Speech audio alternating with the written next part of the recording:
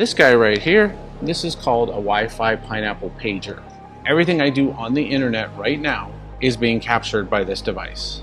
Somebody actually is trying to connect to this wireless right now, and that's why it's blurred out, because that's somebody's legitimate access. That's how easy it is, guys.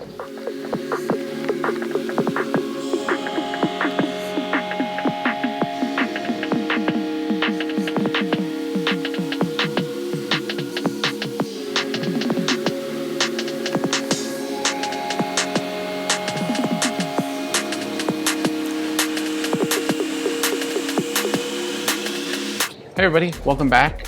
Today's video, we're going to talk about Wi-Fi spoofing and hacking.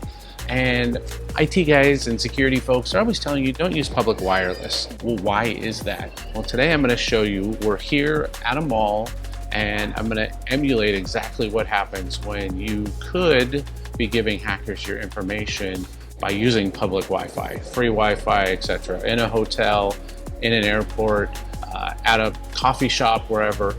This is what can happen. So today we're looking at two different devices. This guy right here, this is called a Wi-Fi pineapple pager.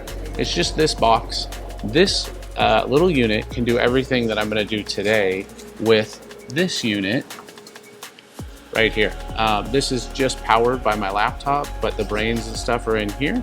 So we're using this unit, but this little guy that doesn't need any power can be sitting in my pocket, do the same thing that we're going to show you today. So we're going to get started, and the first thing we're going to do is connect to a public Wi-Fi. So we're going to get started right here, and we're going to connect to just a good old guest network, right? It's free, no authentication. Okay, so as you can see from the screen, we just connected, and like a lot of wireless, it's what's called a captive portal, and it's a system between the access point and your device that will set up a little website that lets you click I accept, I approve. And what it does in this case is it allows me to put a page where I can collect your information. So as you can see here, we've got Starbucks across the street, so it's free Wi-Fi. And Google had a partnership with Starbucks to offer free internet to guests. So it references the Google page sometimes, but in this one, I wanted you to log in using Yahoo, Gmail, Outlook, or an Apple account. It doesn't really matter because we're not logging into anything. I'm just collecting this information from you. It's a fake page. I could make this page look like your hotel, the airport, any coffee shop I wanted. And this one probably looks to you like, legit Starbucks site. So if we put in a fake email here, say testing@testsite.com, and then I'm going to put in the password of password1234, okay? And I'm going to say accept and connect. Now, what'll happen here is we got an error message, but what would happen at any other site is an error message or a redirect that says, sorry, failed to log in, and a redirect to the legitimate Yahoo, Gmail, whatever site, or a Starbucks site that says, success, great, go use the internet. What you'll notice is when I go over here, we can actually browse to a real website. It works just fine. And that's because this access point, or this spoofing device, is connected to the internet. And now everything you do is going through that device and then out to the internet. So the next phase of this is capturing data that you're submitting to any website you go to. And then later I can use that to see where you went and what information you submitted. We'll do a demo of that here in just a minute. But let's first jump over to the screen that's connected to this device so that we can show you exactly what we just captured. So if I go to my portal site, my Starbucks site, it shows multiple devices are connected, which is great. That means other people here have connected. And then what we're going to do is we're going to show a preview of the log. And what you just saw was testing@test.com. But the most recent one is this one here from the other test. And this was the date, time, the MAC address, the IP address. But you'll see testing@testsite.com and password 1234. And then somebody actually is trying to connect to this wireless right now, and or that's why it's blurred out, because that's somebody's legitimate access. That's how easy it is, guys.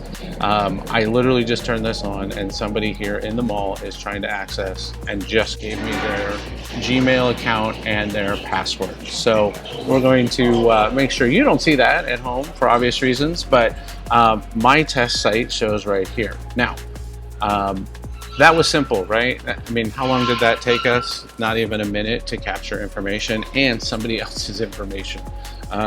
So the next thing we can do is what's called a packet capture, where, like I said, you're going to the internet through this device, and I can take all that information and I can go through and analyze everything you've done. If you go to a website and type in a legitimate website and type in information, I can capture that information. Now, if the website is encrypted, you know, the little lock at the corner, great. I can still capture all that packet traffic and I can replay it and see if I can crack that encryption over time. And then I can replay it and get that information out of it. Might not. A lot of times hackers, there's not time for that. They don't really care unless there's a specific target and they wanted your data. Well, then they're going to sit there and work away at that. Usually, though, if you're going to an encrypted site, not as big of a deal. But let's go ahead and show you what happens when you go to a plain text site that's not encrypted and what that looks like. So I'm going to pull up that site over here, and we're going to capture that data. Now, before I do that, I'm going to start a capture on my interfaces, and now I'm going to go to this website. Now, everything I do on the internet right now is being captured by this device. And I want to actually go to an HTML form. Now, in here I'm going to put test Wi-Fi capture. Telephone number is going to be 123-456-7890. Email address, we're going to do that testing@test.com. I'm going to order a small pizza. I like bacon. Ooh, extra cheese sounds good. Not a fan of mushrooms. Preferred delivery date? I don't care. And then instructions would be, I am hungry. Let's submit this order. Now, all of that just went submitted in plain text to the internet. So I'm going to stop my capture over here, and I'm going to have the opportunity to download that capture, and it's called a PCAP file. Now, I'm going to use a different application to inspect that. So I'm going to stop my screen share so I can open that application and reshare in the new one. Okay, so now we are in an application called Wireshark. What Wireshark does is it goes through and it allows you to analyze all that raw packet data that went over the internet, right? Whether it's wired or wireless, you can capture data. It's a lot easier over wireless because it's more of a bridge network or a hub in a way than Ethernet, which everything has a direct connection. So you can still spoof Ethernet, but this is a lot easier over wireless. So let's go down to where we submitted some data. And you see there's a lot of information in here. It's towards the end of our capture. There's a big file, so I'll scroll all the way towards the end there. Okay, so we had to move because of some noise and people at the mall, but anyway, as you can see here, I just opened up the packet real quick, kind of consolidated it for simplicity, and then I'm just going to open up the stream. And what you see on the other screen shows this application data submitted. And as you can see, what I captured was I'm hungry, testing at test.com, test Wi-Fi capture, the phone number, delivery. So everything that was submitted in that website, I was able to capture through just the transmission using that device, so I can see, the traffic that happened. So the problem with using public Wi-Fi is you don't know if that device is there, and are you connected to the real device or this device? And since we've been sitting here this morning filming this, there's been 5 people that have connected to that device just looking for free Wi-Fi. So it's kind of a thing that we want to be aware of, that public Wi-Fi can be fake. It might get you on the internet, but all the information you're submitting may be being recorded, like I just did here, or maybe ready for you to play back, or for the hackers to play back later when they can crack the encryption if it's an encrypted site. So there's several things that can be done with public or free Wi-Fi.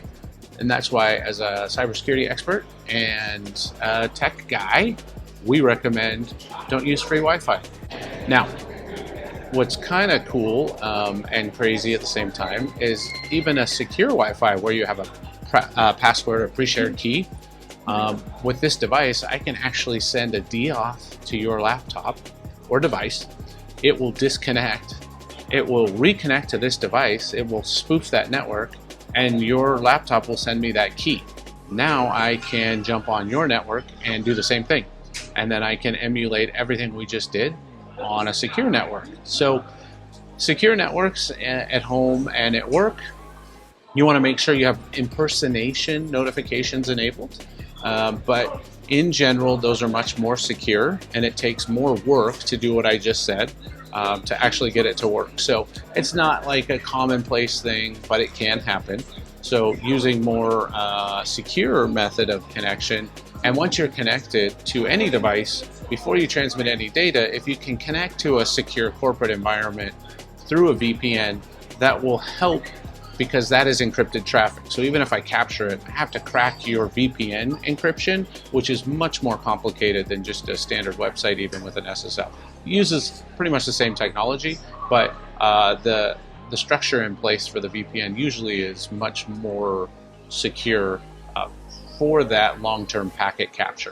One of the things we can do is impersonate pretty much any network out there, even an encrypted one. I can send your device a Deauth code. It will say, oh, I got to reconnect to the access point. Happens for various reasons. And then in the meantime, I have made an impersonation of your access point. And so you'll reconnect to me and give me the passcode for your device, for your network. And then I have that, and then I can use that, as needed for recon. That's a more advanced attack, but this is what it looks like. You can see it here, that we can go over here and respond to all probe requests, which will impersonate all networks. So a lot of devices, they have a preferred network, and they actually just send out a probe and say, hey, is this network here? Is this network here? Because it doesn't know physically if you're at home, at the office, or where. So I can actually answer those probes and then immediately impersonate that network so that you try to connect to it, and I can continue to gain data from your device. So just by turning that on, I can impersonate every network that someone's trying to connect to in the environment. Now, these devices are only so big and only have so much horsepower. So in a large environment like this, I could overpower it, but in a coffee shop, not such a big deal, and I could impersonate all those. So. Okay, so as you can tell, we're not in the mall anymore. Had to make it out of there. It was getting a little crazy, a little loud, and people eating lunch next to us. We thought we'd wrap up here at the office. So in conclusion, basically what we're looking for is how to protect yourself in public internet. Using public Wi-Fi can be okay, but really we want to be careful, right? The goal is to make sure we're on a protected network. And how do we do that? Well, we're typically going to use something where we have a pre-shared key listed. That can still be compromised, but in general, free public Wi-Fi where you have to click an I accept button or possibly log in to use it, those could be anybody like me sitting there with a little device grabbing all your data. And that's not just the form that you could submit data in. It can be capturing all the traffic that you're doing, replaying it later, looking for passwords, looking for any content that was submitted or worked on online. So best practices: connect to a secure site, a hotspot on your phone, and then VPN if needed to help add that layer of security. Secure sites are usually safe to access. However, given enough time, that encryption can be broken if we've captured all that data and then we take time to brute force attack it. Most hackers aren't going to take that much time. They're looking for the quick, easy wins with those passwords submitted. Also, just a side note, when we talk about phishing sites where people are getting you to enter your credentials, that Starbucks site looks very real. That's kind of what we're seeing, is an emulation of that. And so they get you to click on a link, they go to a realistic looking site, they put in your data, and then they redirect you to the real site, or they say, sorry, that didn't work, redirecting you to a try again site, etc. Those are exactly how that works. So now you've seen an example of how those fake phishing sites work as well.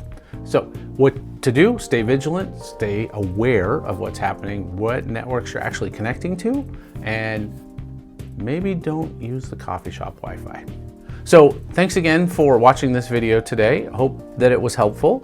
Go ahead and check out our other videos. You can check out our site, designitsolutions.com. If there's any information we can help you with, feel free to reach out. Look forward to seeing you on a future video.